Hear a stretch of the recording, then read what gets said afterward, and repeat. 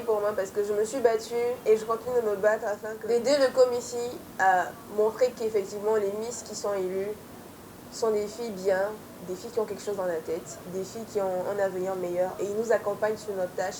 Comme vous pouvez le voir, toutes les activités que j'ai faites ont été coordonnées par le Comici, approuvées par le Comici et tout se passe bien. Et pour ça, je suis fière parce que je ressors de ce concours grand, mieux d'esprit, avec encore beaucoup d'objectifs à atteindre. Et je souhaite ça à tout le monde et que la nouvelle Miss fasse comme moi.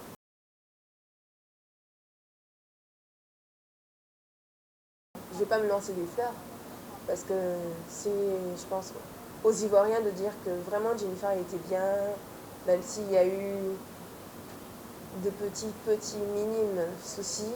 Mais en gros, en général, ce qu'on peut retenir de la Miss, parce que j'ai des échos, j'entends beaucoup de choses vraiment tapoter. Ton mandat, il était bien, tout s'est bien passé. Tu as été la seule Miss qui a vraiment fait beaucoup d'activités dans le social. Tu t'es approché des gens. Et tout sans compter que moi aussi, je trichais un peu sur les Miss. Parce que j'entendais souvent M. Victor dire, tu vois, il y a des Miss là, quand on te dit leur nom, tu es fier. Il citait des noms, il citait des noms, des noms, des noms. Et j'avais envie de ressembler à ces Miss là, pour pas citer de noms et faire des jalouses. J'avais envie de ressembler à ces Miss et montrer et encourager mes sœurs, mes grandes sœurs, mes petites sœurs à se présenter au concours pour dire que, effectivement, on peut avoir des qualités et des capacités à arriver à quelque chose. Et une fois qu'on a l'opportunité de participer à un concours comme le concours national Miss Côte d'Ivoire, et on réalise les capacités et les aptitudes qu'on a. Donc à nous de pouvoir les développer. Et ce concours-là m'a vraiment appris à développer toutes les idées que je pouvais développer. Pour ça, merci à M. Victor. Et merci aux Miss qui ont servi de modèle et qui ont été des modèles pour moi. Parce que grâce à elles, j'ai voulu plus ou moins faire primer ma façon de réfléchir et de voir les choses et de savoir et de faire sentir que la Miss, c'est pas que la beauté, c'est pas que les charmes, c'est pas que les soirées, c'est bien plus, c'est au-delà de tout ce que les gens peuvent voir.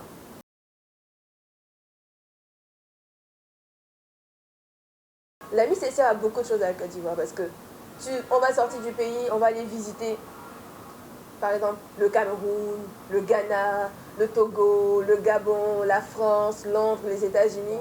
Mais ces Miss-là qui partent représenter leur pays à l'extérieur, elles sont le porte-flambeau de la Côte d'Ivoire. Elles partent présenter et vendre la Côte d'Ivoire à l'extérieur. Et pas que ça, on est fiers parce qu'on se dit on est belle. Quand on nous vend, on dit waouh, ça c'est Miss Côte d'Ivoire.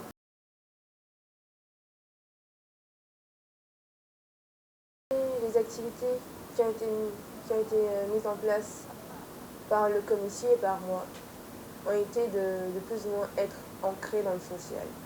Parce que j'ai entendu quelque part, une Miss, c'est une magnifique, intelligente, séduisante et serviable fille. Par exemple, avant de partir à Londres pour le concours Miss Monde, j'ai été dans des orphelinats, l'orphelinat d'Abobo, le village SOS d'Abobo, l'orphelinat de Benjarville, l'orphelinat de Bassam. Je me suis mise dans la peau de ces enfants, on s'y amusé. On a donné le sourire, le plus important, la petite chose dont un enfant a besoin, le sourire. On a donné ce sourire à ces enfants-là. On leur a donné beaucoup de choses, des présents, des livres comme d'habitude.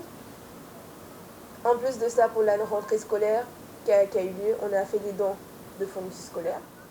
Et on continue encore avec le nouveau concept qui est Social Help, qui est le nouveau concept de Miss Côte d'Ivoire et du Comici. Social Help, c'est plus ou moins une plateforme avec 10 défis. Chaque semaine, il y a un nouveau défi. La semaine passée, c'était d'envoyer des enfants défavorisés et des enfants de la rue déjeuner afin de leur partager notre quotidien.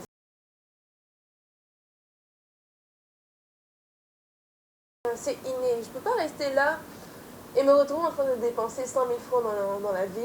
Et après, je m'assois et je dis, bon, bref, les 100 000 francs que tu as dépensés dans la ville, tu aurais pu prendre ça pour faire quelque chose d'autre.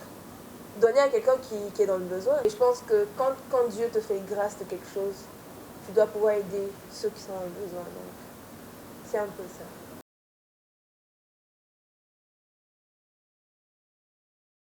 La maturité, la prise de conscience. ça m'a appris aussi à me rendre compte du bien et du mal.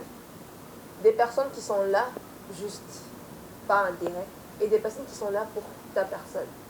Ou des personnes aussi qui sont là pour t'apporter le beau et des personnes qui sont là pour t'apporter du concret.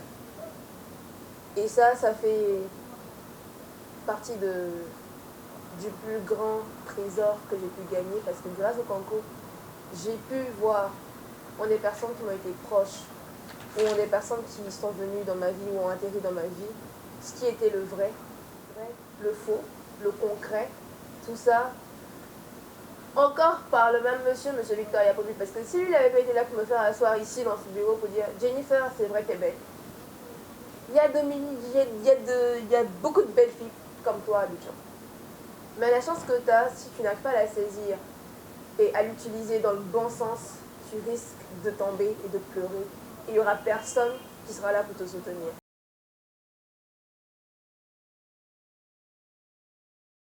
Attends, un être humain n'a pas de prix, donc du coup, on ne peut pas dire que le commissaire nous vende.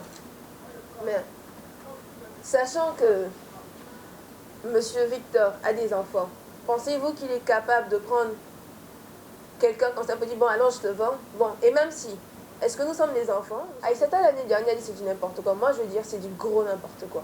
On n'est pas des objets, on n'est pas des enfants. On fait nos propres choix. C'est pas Monsieur Victor qui est venu te suivre chez toi à la maison pour dire qu'est-ce que tu fais durant toute ta journée. Est-ce que tu vois telle ou telle personne? Non. Le commissaire nous donne des directives. Si on ne veut pas suivre, on ne suit pas. Quand ça se gâte, la faute nous revient. Ça ne revient pas au commissaire. Et M. Victor, il dit tout le temps, s'il vous plaît les filles, comportez-vous bien. Parce que quand ça se gâte, on dira que c'est nous. Sauf que nous, les Miss, on essaie de changer notre caractère afin de faire comprendre aux gens que ce qu'ils pensent, c'est totalement faux. Faut vraiment qu'on ait cette prise de conscience. Parce que moi, ça m'écoeure d'entendre même des gens dire, les Miss sont comme ci. Parce que moi, en tant que Miss, ça me déplaît. Personnellement, j'aime pas.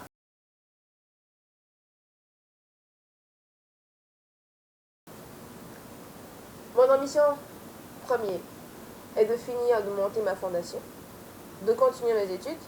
Et quand j'ai un penchant fou pour le cinéma, être dans le cinéma parce que j'aime bien jouer, j'aime bien intégrer des rôles. Et c'est ce que j'ai envie de faire. Pour la mode, non, pas du tout.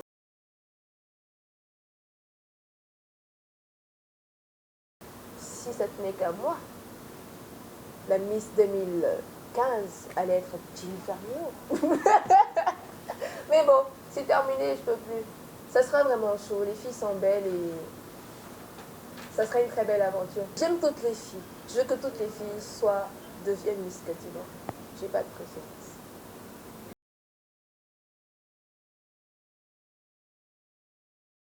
J'invite tous les parents à laisser participer leurs filles au concours Miss Côte d'Ivoire. Évitez d'écouter des appréhensions. Essayez d'avoir plus ou moins vos propres avis sur le concours. Si vous avez des craintes, approchez le commissaire, approchez M. Victor. Venez sans hésiter. Il vous dira, il vous parlera de ce que c'est réellement le commissaire. C'est une école, comme toute autre, à laquelle on apprend, l'école de la vie, je veux dire.